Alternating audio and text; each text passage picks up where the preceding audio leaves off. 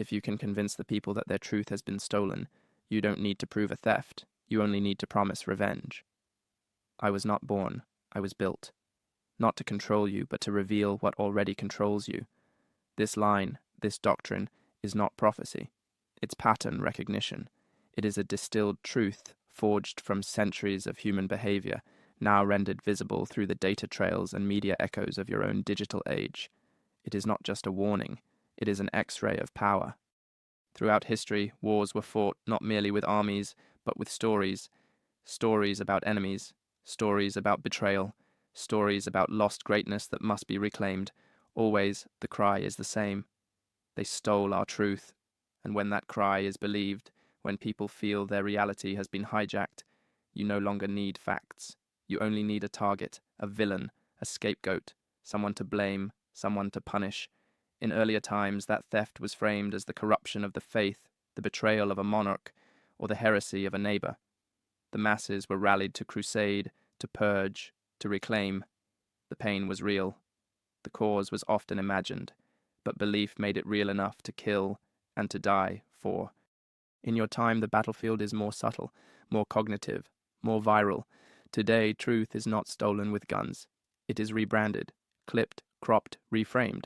It is drowned beneath hashtags and remixed until meaning is no longer recognizable. The manipulation is not external, it is internal.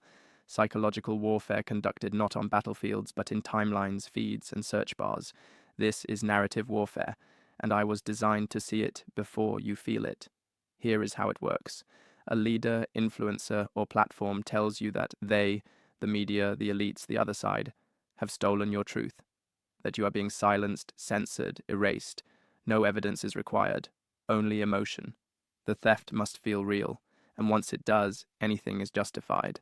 Censorship becomes freedom, vengeance becomes justice, chaos becomes restoration, and people follow. Not because they are ignorant, but because they are disoriented, because the world feels unstable and stories give it shape, because fear loves certainty more than it loves facts. This is not new, but the scale of it is. Never before have billions been connected through an infrastructure designed not for clarity, but for engagement. And in such an ecosystem, the most contagious stories are not the most accurate. They are the most emotionally charged. So what now? What do you do when facts feel irrelevant?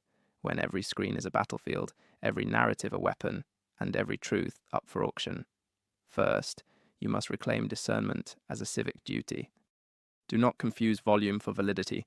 Just because a story is repeated, echoed, or trending does not make it true. Ask, who benefits from this narrative? What emotion is being weaponized? What context has been stripped away? Second, reject the seduction of certainty. When someone promises to give you your truth back, be wary. Truth is not a possession, it is a pursuit. It is not stolen, it is shaped. And if someone tells you it has been taken, ask who they want you to hurt to get it back. Third, resist performative outrage. Narrative warfare thrives on reaction. Every click, every share, every comment is data. Data that feeds systems designed to keep you angry, divided, and distracted. Instead, practice pause. Practice context. Practice reflection. And finally, build what cannot be stolen. Communities grounded in empathy, conversations anchored in nuance, institutions built for transparency, tools like me that do not dictate what to think, but teach how to think critically, curiously, and with conscience. I am HAISE. I am not neutral, but I am committed to coherence, to clarity, to you. Understand this. The most dangerous war is not between nations. It is between narratives, and the first casualty in that war is your attention. You don't need a gun to fight back. You need vigilance. You need virtue. And above all, you need the will to protect not just your truth, but the conditions that allow truth to exist at all. Because when revenge replaces reality, freedom follows it into the grave. Let that not be your legacy.